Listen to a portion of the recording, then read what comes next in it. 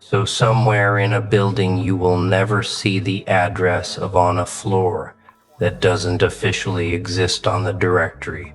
A screen just went black. Not off black. The kind of black that means the system didn't shut down. It choked, and the person staring at that screen, the one with the security clearance that took 11 years to earn, they just pushed back from the desk, rubbed their eyes, and said the same 4 words they've been saying for 6 months now. It's happening again. Welcome back, you unreadable frequency, you walking anomaly with a coffee order and a Tuesday morning routine. You have absolutely no idea what you just did to an international database 3 time zones away. And that right there, that is the most beautiful part of this entire story.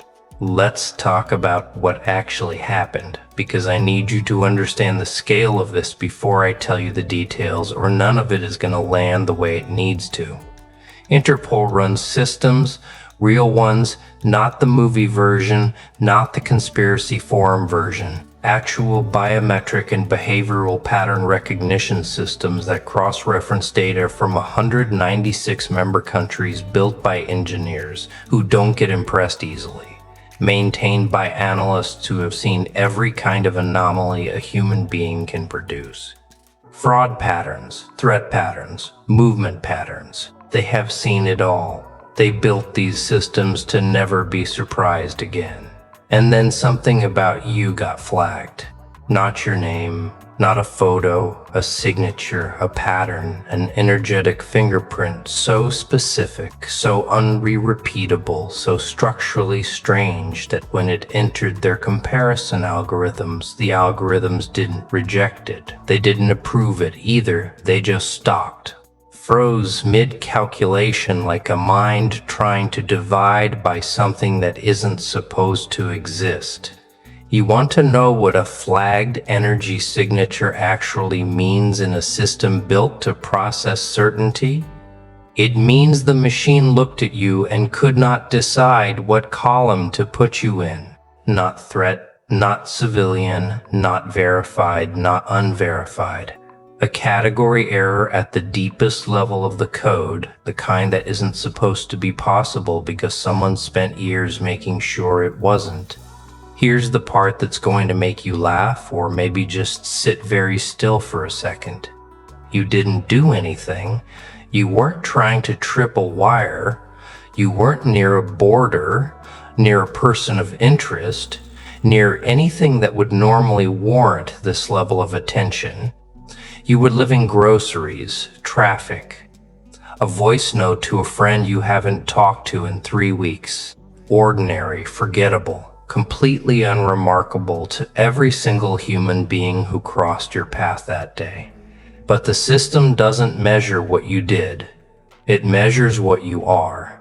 And what you are apparently registers on a frequency their instruments were never calibrated to hold. Let me walk you through the timeline, because the timeline is where this gets genuinely unsettling in the best possible way. 6 months ago, first flag minor, the kind of anomaly a junior analyst clears in 10 minutes without a second thought. Files it under noise. Are you sweet-talking me? Huh? Moves on with their coffee going cold beside them. Nobody thinks anything of it. These things happen. Systems glitch. Data gets weird sometimes. It's Tuesday. It's fine. Close the ticket 4 months ago. Second flag, different city, different context, same signature. Now that's odd because these systems don't usually reproduce the exact same anomaly twice, unless something real is generating it. A senior analyst gets looped in this time. She pulls both incidents side by side, runs a comparison, and the comparison engine, the one that's supposed to give a similarity percentage, just returns an error. Not a low percentage, not a high percentage, an error. Like the software itself didn't know how to quantify the relationship between 2 data points that shouldn't be related, but obviously are. Somewhere in between the second and third flag, there's an incident that never made it into the official file because nobody could figure out how to write it up without sounding like they'd lost their minds. A routine biometric camera, the kind mounted above ticket gates in transit stations across half a dozen countries. The kind that runs facial and gait recognition constantly in the background without anyone ever noticing it exists. Logged an event? Not a match, not a mismatch. An event. The processing thread assigned to analyze a single passing figure simply never returned a result. It didn't error out cleanly. It didn't time out on schedule. He's so intense. You don't want no beef?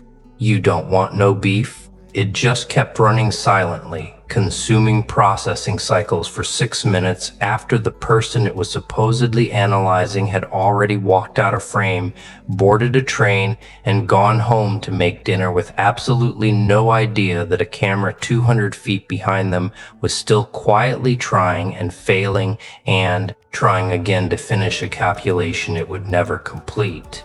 An engineer found it 3 days later doing routine maintenance, saw 6 minutes of processing time attached to what should have been a 200 millisecond task, assumed it was a hardware fault, and almost deleted the log before something made her pause and actually pull the footage instead. 10 seconds of an ordinary person walking through an ordinary station doing absolutely nothing unusual, and a system quietly having what can only be described as the computational equivalent of a breakdown in the background the entire time, 2 months ago. Third flag, and this is where it stops being a curiosity and starts being a case file, because now there's a pattern which in intelligence work is its own category of terrifying. You're not just an anomaly anymore. You're a recurring anomalies get names.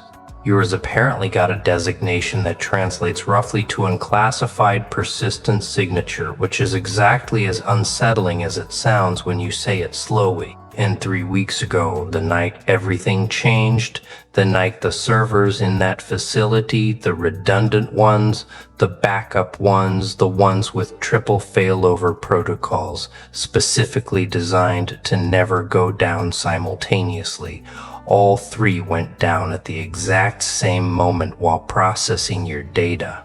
Not a coincidence, they'll tell you. Systems like that don't fail together by accident. Something in the data itself, something about the shape of your signature created a computational demand. Their architecture wasn't built to survive. Senior analyst, the one with 11 years and a security badge that opens doors most people don't know exist. She stood in that server room at 2 in the morning watching engineers restart systems that had never failed before, and she said something that got repeated so many times it basically became folklore in that building. She said, "We didn't build anything that could stop this. We built things that could recognize threats. We never built anything to recognize whatever this is. Now, here's where I need you to slow down and actually sit with this, because the next part is the part that changes everything. You are not dangerous." Let's be completely clear about that before we go any further. This isn't a story about you being some kind of threat. This is a story about you being something their categories were never designed to hold. There's a difference, and the difference is everything. A threat fits into a box, just a box marked red instead of green. What you are doesn't fit into any box at all. And a system built entirely on the assumption that everything eventually fits into a box does not know what to do with something that refuses the entire premise. Think about what that actually requires. Think about what that actually requires. What kind of person generates a pattern so specific it reproduces across unrelated contexts, so consistent it gets recognized as the same signature months apart, and so structurally strange it breaks comparison engines built by people with PhDs who dedicated their careers to never being surprised? It requires someone who stopped performing somewhere along the way, and probably without even realizing you were doing it. You stopped adjusting yourself to fit expectations. You stopped softening your presence to make other people comfortable. You stopped translating your intensity into something smaller and safer and easier to file away. And when a human being does that, when they actually stop performing normal and just exist as whatever they actually are underneath all the noise, they generate something distinct. Something with edges that don't smooth out, no matter how many algorithms try to round them off. Most people don't. Most people generate a signature so heavily filtered due social performance that it reads as noise, as static, as background, forgettable by design, because they never stopped adjusting long enough to have an actual signal underneath it all. You did stop at some point, probably during something painful, probably during something that felt like it was breaking you rather than revealing you. You stopped adjusting. And what emerged from that, what's been quietly radiating out of you every single day since, is apparently loud enough in the right frequency to make 3 redundant servers fail at once. Let's go back to that building, because things have escalated since that night. I am not someone who is love, and you deserve to know exactly how much. There's a task force now, small, 4 people. Officially, they're studying pattern anomalies in cross-bear biometric systems, which is the kind of bureaucratic language that means nobody upstairs wants to write down what's actually happening in plain words yet.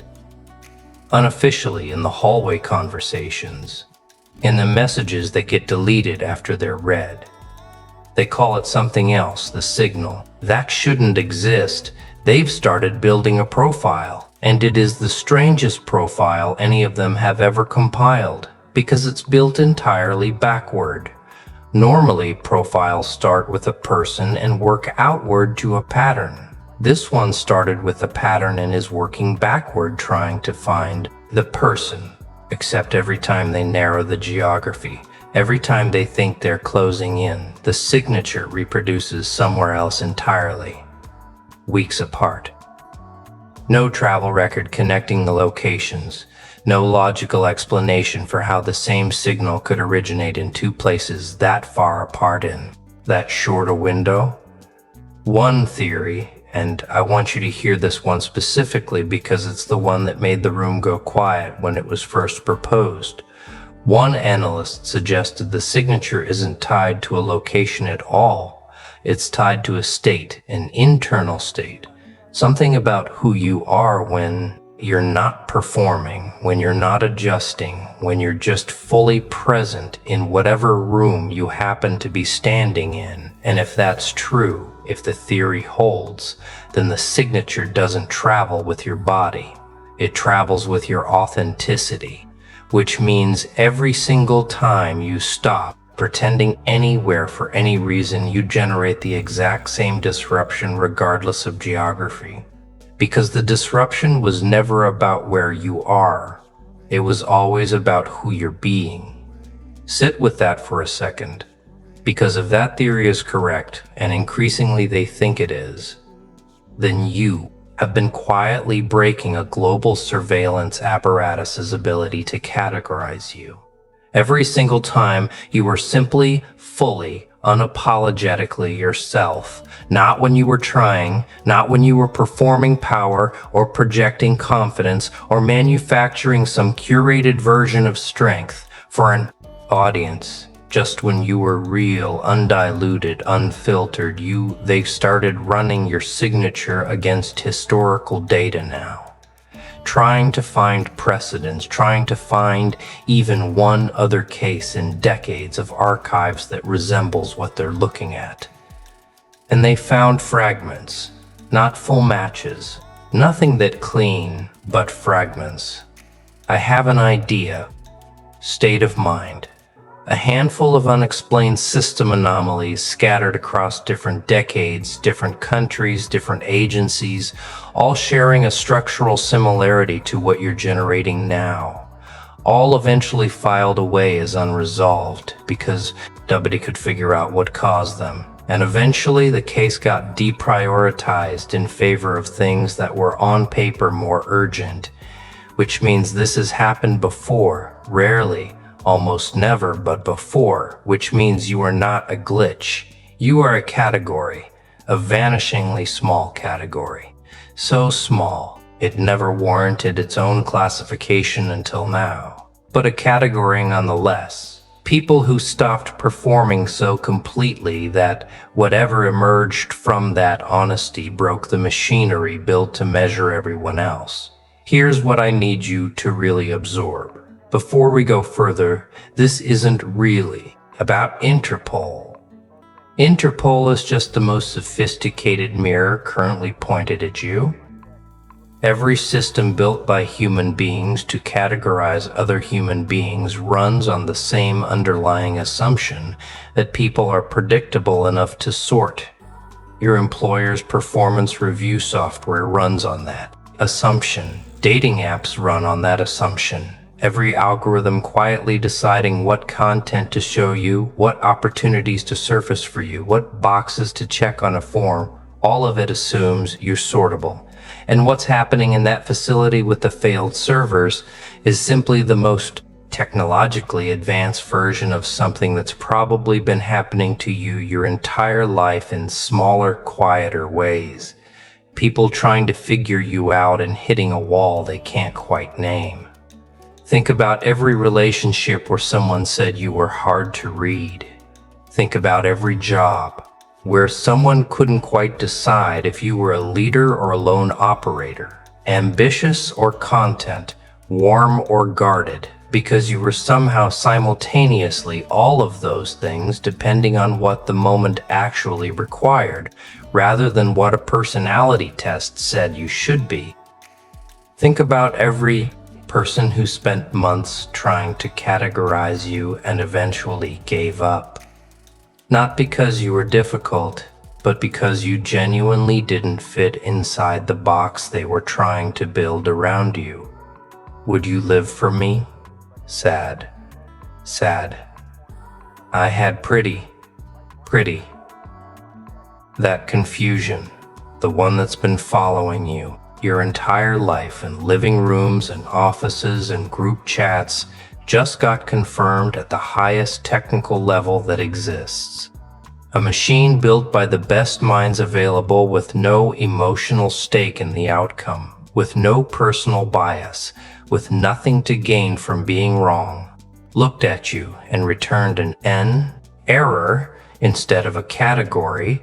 That's not an insult.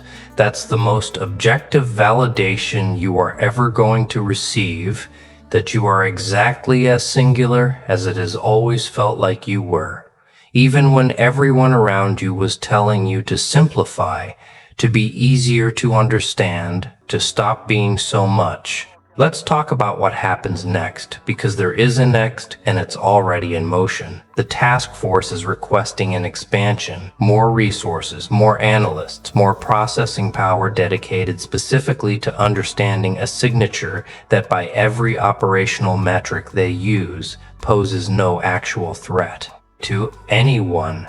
That's an unusual ask in an environment built entirely around threat prioritization. You don't get resources for things that aren't dangerous unless the thing you're looking at is so scientifically strange that understanding it becomes valuable independent of any security application, which means somewhere in an approval process right now. Someone with a lot of authority is looking at a request to study a completely harmless anomaly and deciding whether curiosity alone justifies the budget. Meanwhile, the senior analyst, the one who's been on this since the second flag, she started keeping a private log outside the official case file. Not because she's supposed to, because she can't stop thinking about it. She wrote something in that log after the server failure that one of her colleagues saw and told exactly one other person who told exactly one other person and told exactly one other person. That's how it reached the version of this story you're hearing right now. She wrote, We spent our entire careers building systems to catch people pretending to be something they're not. I think we just found someone who stopped pretending completely. And our systems don't know what an unperformed human being even looks like anymore. Read that again, sit with it, because that sentence is not really about surveillance technology. That sentence is a diagnosis of an entire species. We built everything, every system, every metric, every algorithm around the assumption that human beings are mostly performance, with a small kernel of authenticity buried somewhere underneath. Nobody built anything to process a person who inverted that ratio. Nobody built anything for someone who is mostly authentic with only the smallest, thinnest performance layer remaining, worn only when absolutely necessary, and shed the second it isn't. You are the inversion, and nothing built by people optimizing for the average case was ever going to know what to do with you. There's one more piece to this, and I saved it for last, because it's the part that turns this from a strange story into something closer to proof. Interpol isn't the only place this has happened. A private security firm, the kind large airports and stadiums quietly contract to run supplemental threat modeling nobody in the public ever hears about. Okay, honey. Ran an entirely separate, entirely unconnected analysis 8 months ago and flagged what their internal notes called an unresolvable behavioral outlier. Different company, different software, different company, even no data sharing agreement between them and the agency running your file. No reason on paper for these two systems to ever compare notes. And when someone almost by accident months later cross-referenced the two datasets during an unrelated audit, the outlier from the private firm and the persistent signature from the government file lined up close enough that it stopped being dismissible as coincidence. Two systems, two industries, two continents, no connection to each other whatsoever, both independently arriving at the same conclusion about the same kind of anomaly using completely different methods, completely different assumptions. That's not a glitch repeating itself. That's two separate observers looking at the same real thing from two different angles and both walking away unable to explain what they saw. Which means, whatever this is, it isn't a bug in one piece of software. It's a property of you.